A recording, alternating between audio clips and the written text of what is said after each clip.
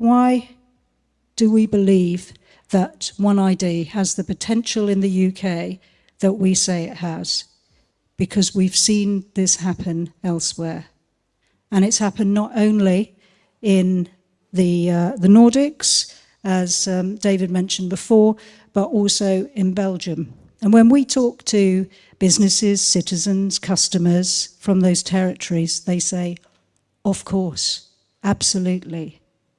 So one of the things we thought you might find helpful, and also to get a break from listening to me, is to listen to a couple of citizens who are friends and investors of OneID, citizens of Sweden and Norway, who are with us today, who are just going to talk very briefly about how BankID, which is the OneID of Sweden and Norway, operates and how they use it. So let me hand first to Andrew. Thank you, Andrew. Hi, I'm Andrew Oldfield. I'm English and I live in Stockholm, Sweden. I've lived there for over 30 years.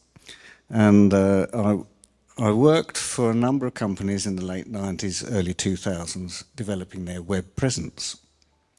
And one of the problems I had was how can we sell online? There was no way of identifying a customer or signing a contract. So this solution, which was developed by the commercial banks in Sweden, was the perfect answer. They launched it in 2003, and it allowed any commercial entity to identify who they were dealing with. So the benefit for society and for all commercial entities is you've got digital infrastructure that's generic, that works for everybody.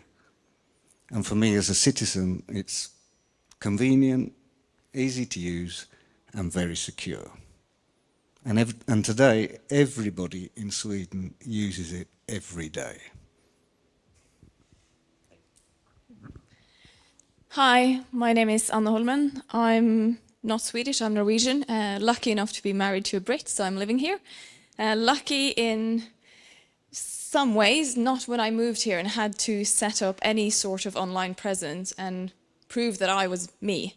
Had to go through heaps and heaps of selfies, uploading my passport, which, having worked at a bank previously, I was fairly skeptical the amount of places I had to send my passport information, because I've grown up with knowing that this is it's personal, I shouldn't share it. I've used BankID since I'm now almost 35. I've used it since I was 18, when you, back in the day, could start using BankID. I use it for absolutely everything. I still use it every single day because I do have accounts in Norway. If I have to do any sort of shopping online with my Norwegian cards or credit or Visa cards, I have to use my BankID. Here in the UK, which is maybe a positive for me, not for my husband, because I can do transactions on behalf of him with his MasterCard. Being Norwegian, it's absolutely crazy.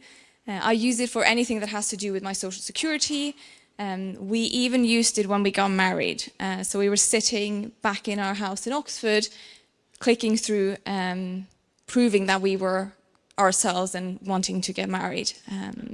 So yeah, I think that's covered most of it. I can't imagine my life without it. If I ever move back to Norway, it would be very easy compared to coming here.